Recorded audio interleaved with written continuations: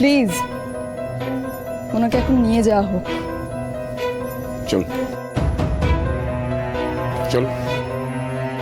অনিমেষ চৌধুরী জিন্দাবাদ, জিন্দাবাদ, জিন্দাবাদ। অনিমেষ চৌধুরী জিন্দাবাদ, জিন্দাবাদ, জিন্দাবাদ। অনিমেষ চৌধুরী জিন্দাবাদ। হ্যাঁ গো, শিখার মাথাটা কি একেবারে খারাপ হয়ে গেছে নাকি গো? অনিমেষ বাবুর মতো এত বড় একজন নেতা তার ছেলের সাথে ঠিক করলে এটা শিখা পারবে? পারবে এদের জেলে আটকে রাখতে? আর যদি আটকে রাখতে না পারে, জেল থেকে বেরিয়ে তো এটা তো আমাদের উপর হামলা চালাবে, তখন আমাদের কি হবে? ভালো না। তুমি কেন এত চিন্তা করছো বলো তো? দেখো, শিখা যখন অনিমেষ বাবুকে অ্যারেস্ট করিয়েছে তখন নিশ্চয়ই আঘাত বেঁধেই করিয়েছে। এত কাঁচা কাজ করার মেয়ে শিখা নয়। আর তাছাড়া অনিমেষ বাবুর বা তার ছেলের যদি কারোর উপর রাগ হয়েও থাকে তবে শিখার উপর, এতে আমরা আসছি কোত্থেকে? হরে কৃষ্ণ, হরে কৃষ্ণ। কিন্তু কিন্তুটা কি? এর মাঝখানে আবার কিন্তু আসলো কোথা থেকে? এটাই তো বলছি।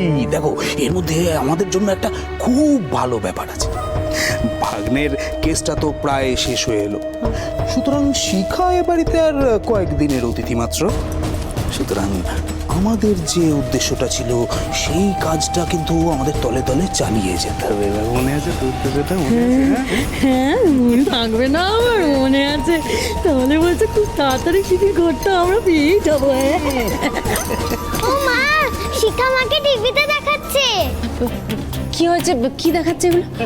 আমাদের শিখামাকে দেখাচ্ছে। আরে কৃষ্ণ, হরে কৃষ্ণ। আমাদের শিখামা একটা অসাধারণ কাজ করেছে। বিকির খুনি অনিমেষ বাবু ওনাদেরকে পুলিশে ধরিয়ে দিয়েছে। হ্যাঁ, সেই খবরই তো দেখাচ্ছে সব নিউজ চ্যানেলে, যাকে বলে একেবারে ব্রেকিং নিউজ। আরে কৃষ্ণ, হরে কৃষ্ণ। দেখো ও বাবা, আবার অ্যাড ব্রেক। এই অনুরাধা, কি হলো? তোর মুখটা আবার ওরকম লাগছে কেন? কি হচ্ছে? ফলগুলো মাকে খাওয়াতে গেছিলাম, কিন্তু মা খেলেন না। তাহলে কি হবে? শিখাও তো বাড়িতে নেই এখন, তো খুব ব্যস্ত। তাহলে তাহলে দিদি ভাইকে কে খাওয়াবে?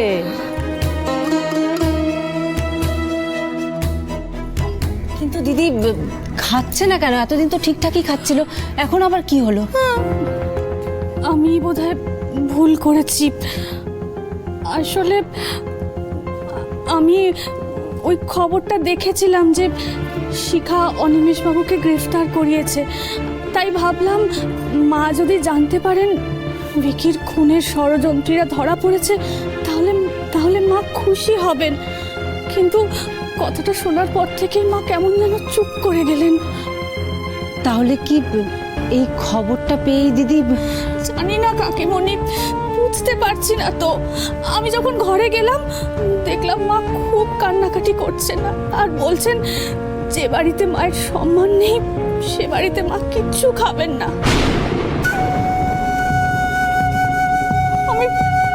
আমি তো সেই জন্যই মাকে কথাটা বললাম, ভাবলাম মা খুশি হবেন। কিন্তু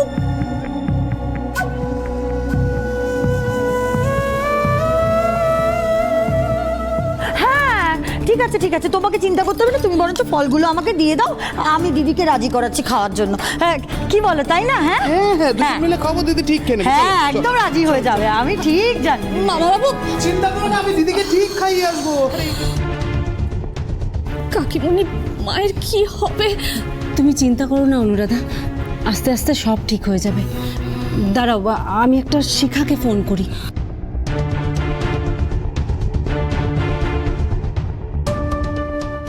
ম্যাম, এটা আপনি কিভাবে করলেন? অনিমেষ বাবুর মতন একজন হেভিওয়েট নেতাকে তো অ্যারেস্ট করা সোজা কথা না। এই সব কিছুই হয়েছে শঙ্কর স্যার আর পুলিশ ডিপার্টমেন্টের সহযোগিতায়। ওনারা না সাহায্য করলে সব কিছুই সম্ভব হতো না। শঙ্কর স্যার, এ বিষয়ে আপনি কিছু বলুন। দেখুন, বিষয়টা আদালতের অধীনে রয়েছে, ফলে এই মুহূর্তে আমাদের পক্ষে কমেন্ট করা সম্ভব হচ্ছে না, বরং আমরা আমাদের কাজটা করতে থাকি। Thank you so much. Thank you. আপনি আমাকে আচ্ছা, তুই তো অসাধ্য সাধন করে ফেলেছিস, আমি খুব খুশি হয়েছি শিখা। সবকিছু তো তোমাদের আশীর্বাদেই হয়েছে দিদিমণি। এ জয় তো শুধু আমার না, সত্যের জয়। ন্যায়ের জয়। সে যাই হোক, আমার আনন্দ তো তোকে নিয়েই। বিক্রমের খুনিরা শাস্তি পাচ্ছে, এর থেকে বড় আর আমাদের কি চাওয়ার ছিল বল? আচ্ছা, তুই একটু তিতলির সঙ্গে কথা বল। এনে শিখামা। হ্যালো শিখামা, আমি তোমাকে টিভিতে দেখেছি। আমি জানি তুমি দুষ্টু আঙ্কেলদের ধরিয়ে দিয়েছো। তাড়াতাড়ি বাড়ি চলে এসো। আচ্ছা ঠিক আছে, এবার তুমি ফোনটা রাখো, শিখামা এক্ষুনি চলে আসবে। চলো চলো, আমরা একটু ওয়েট করি শিখামার জন্য। হ্যাঁ, তাড়াতাড়ি চলো। তোর দিকে তো আমি তাকাতে পর্যন্ত পারছি না। তুই এতটা ভেঙে পড়বি, তোর কথা ভেবে যে আমার কি দুশ্চিন্তা হচ্ছে আমি তোকে বলে বোঝাতে পারবো না। হরে কৃষ্ণ হরে কৃষ্ণ। তুমি একদম ঠিক কথা বলেছো জানো, একদম ঠিক কথা বলেছো। আমার তো সারাটাক্ষণ শুধু ভিকিটার মুখটা মনে পড়ে গো, সারাটাক্ষণ। আর ভাবো দিদির অবস্থা, সে তো জন্ম দিয়েছে, তার ভেতরটা কি হচ্ছে সে তো আমি বুঝতে পারছি।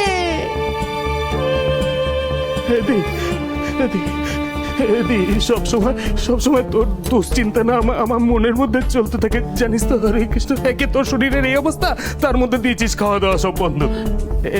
শোনা শোনা, আমি ফলগুলো একটু কেটে দিই, আমি নিজে হাতে কেটে দিই, তুই একটু খা। শোন, এই আমটা আগে খা। হ্যাঁ, এগুলো করো না, এগুলো বন্ধ করো। তুমি দিদির মানসিক অবস্থা বুঝতে পারছো না। আমি তো একটা মা, মায়ের মন শুধু আমি বুঝতে পারি। আসলে কি বলো তো, এই বাড়িতে আগের মতো দিদিকে আর কেউ ভালোবাসে না।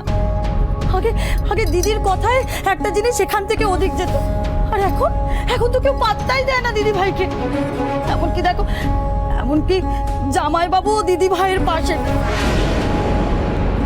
আমি তো বলবো দিদি ভাইয়ের মনের জোর আছে, তাই সবার মুখ জানটা সহ্য করে বেঁচে আছে। দিদি ভাইয়ের জায়গায় যদি আমি থাকতাম তাহলে তো কবে কবে সুইসাইড করতাম। হরে কৃষ্ণ হরে কৃষ্ণ। আহা, তুমি দিন মরার কথা কেন বলছো বলো তো? না না না, এসব বলো না। দি তো আমার খেয়ে দে আবার সুস্থ হবে, আগের মতো হয়ে যাবে, তাই না দি? দেখো দিদি ভাইয়ের এখন এইরকম অবস্থা, তার উপরে শিখা অনিমেষ বাবুকে হাজতে পাঠিয়েছে। আচ্ছা দিদি তো স্বীকার করেছে, দিদি তো স্বীকার করেছে যে শিখাকে আটকানোর জন্য দিদি বলেছিল, কিন্তু তার জেরে ভিকিকে মরতে হলো বলো। তুমি কি ভাবছো এবার দিদি ভাইকে অনিমেষ বাবু ছাড়বে? কখনো ছাড়বে না।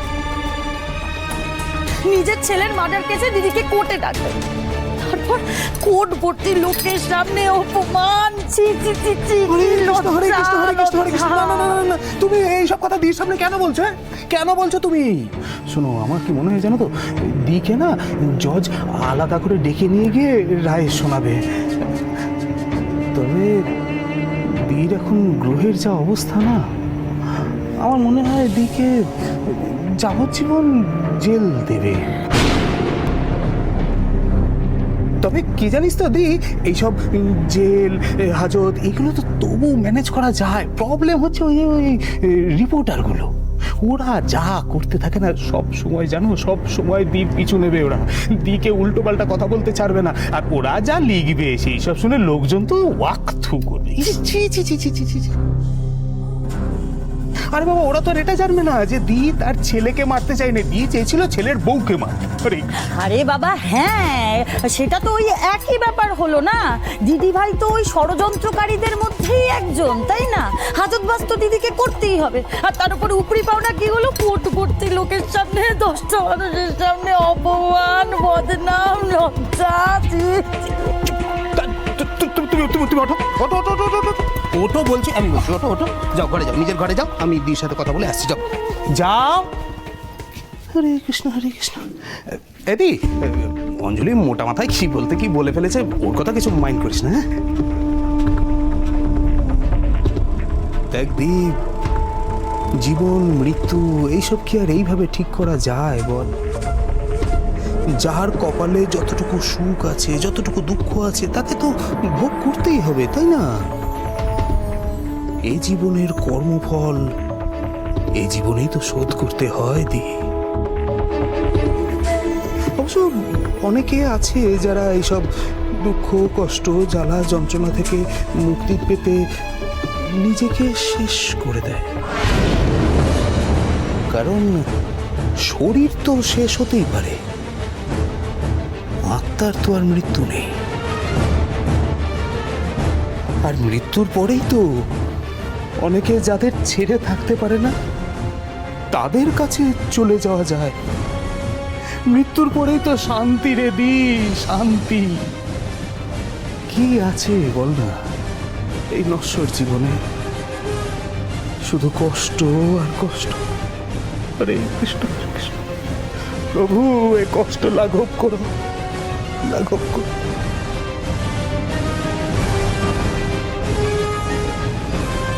আর যারা এইসব কথা জানে না, বোঝে না, তারা সুইসাইডকে গালাগালি করে, খারাপ বলে তা নয়। হরে কৃষ্ণ। যাকে তুই আবার এইসব নিয়ে ভাবতে বসিস না যেন। হ্যাঁ, হরে কৃষ্ণ হরে কৃষ্ণ। এই ফলগুলো তো এখানে রয়েছে, সময় মতো কেটে খাস।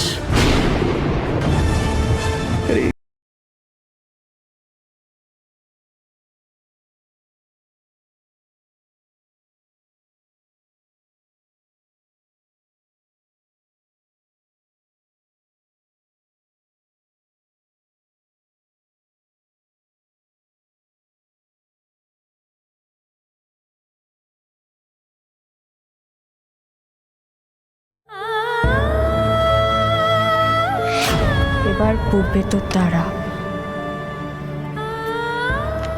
যারা ভিকিবাবুকে মেরেছে। এটাই আমার শেষ প্রতিজ্ঞা।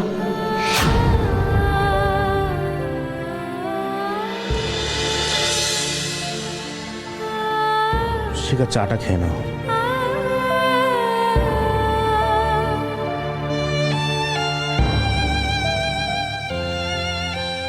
কি ভাবছো শিখা?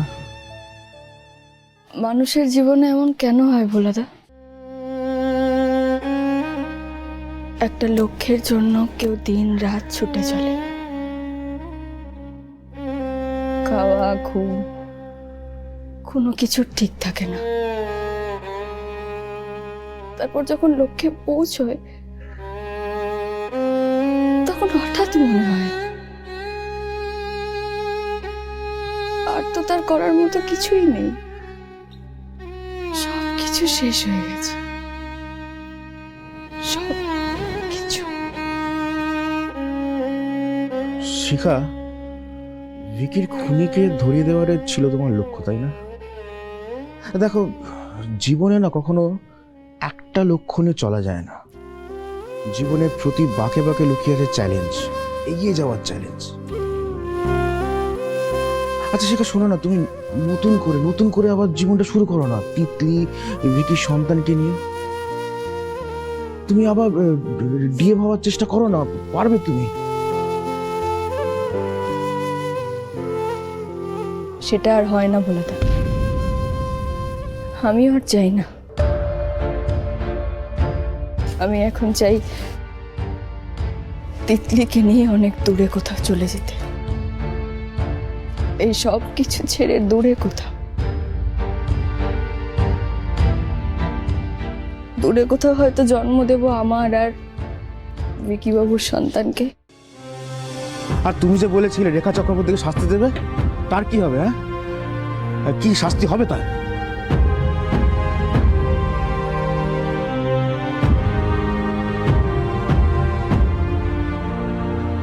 এমন তো নয় যে তোমার রেখা চক্রবর্তীর উপর মায়া হয়ে গেছে। কালকের দাপুটে মহিলা আজকে এক গ্লাস জল পর্যন্ত খেতে পারে না, শুধু বিছানার হুইলচেয়ারই আশ্রয়। যাকে চিরকাল তার ছেলের মৃত্যুর শোক নিয়ে বেঁচে থাকতে হবে। ভগবান যাকে এত বড় শাস্তি দিয়েছে তাকে তুমি আর কি শাস্তি দেবে, তাই না?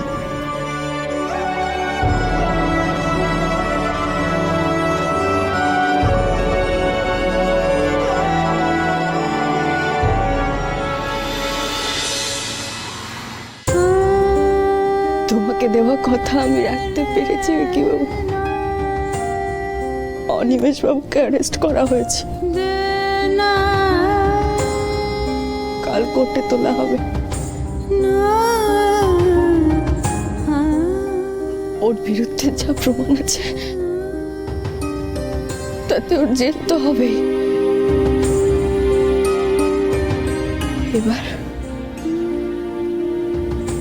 তিতলি আর আমাদের সন্তানকে নিয়ে চলে যাওয়ার পালা।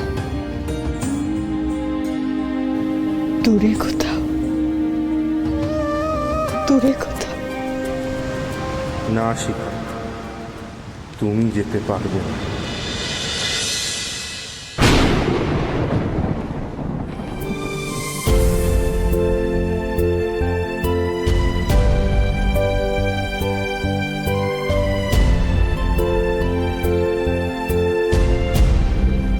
সরি,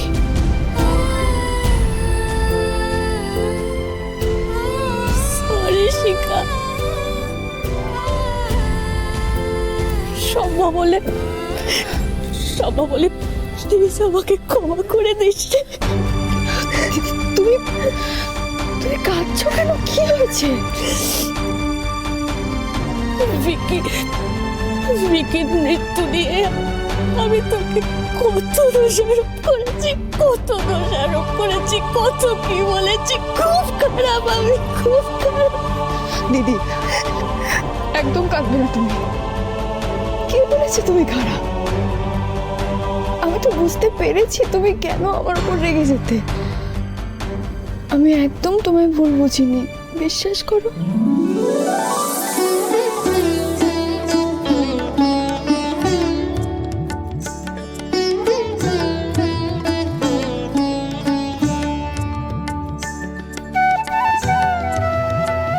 জানিস শিখা,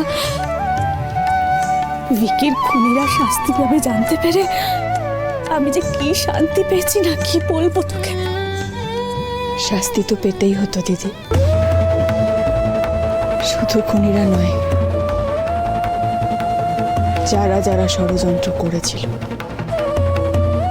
তারা প্রত্যেকে শাস্তি পাবে। ঠিক বলেছিস তুই। তবে শিখা, তোকে একটা কথা বলি। আমি জানি মা অনেক দোষ করেছেন, কিন্তু ভিকির মৃত্যুর খবরটা জানতে পেরে মা যে আঘাত পেয়েছেন, তার থেকে মনে হয় আর কোনোদিনও পুরোপুরি সুস্থ হতে পারবেন না মা। এই এত বড় শাস্তি কিন্তু মাকে স্বয়ং ভগবান দিয়েছেন। জানিস শিখা, কি কারণে কে জানে মা হঠাৎ খাওয়া দাওয়া বন্ধ করে দিয়েছেন, কোনো কথা শুনছেন না। তুই শিখা, একমাত্র তুই মাকে খাওয়াতে পারবি, আমি জানি। শিখা, তুই যদি আবার মায়ের মনে জোর ফিরিয়ে আনতে পারিস,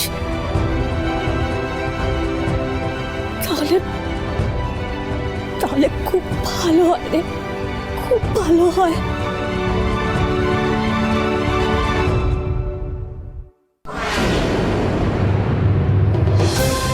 আমি তো যা করার করেছি দিদি।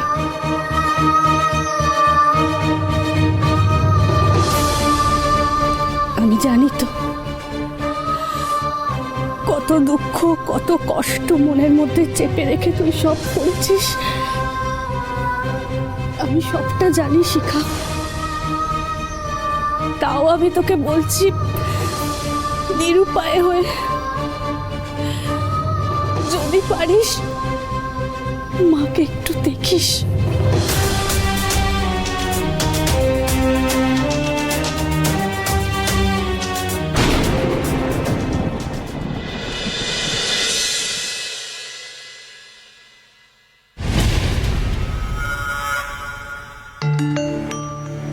কাল অনিমেষবাবুকে কোর্টে তোলা হচ্ছে, ওনার বিচার ওখানে হবে। এবার পালা আপনার। কথা দিয়েছিলাম আপনাকে সুস্থ না করে আমি শাস্তি দেব না। তাই যত তাড়াতাড়ি সম্ভব আপনাকে সুস্থ হয়ে উঠতে হবে। আর সুস্থ হয়ে ওঠার সাথে সাথে এটাও ভেবে রাখো যে মা হয়ে নিজের ছেলের জীবন শেষ করে দেওয়ার শাস্তি আপনার কি পাওয়া উচিত।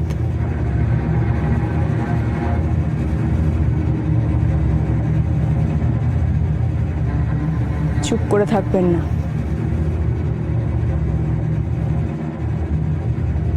চুপ করে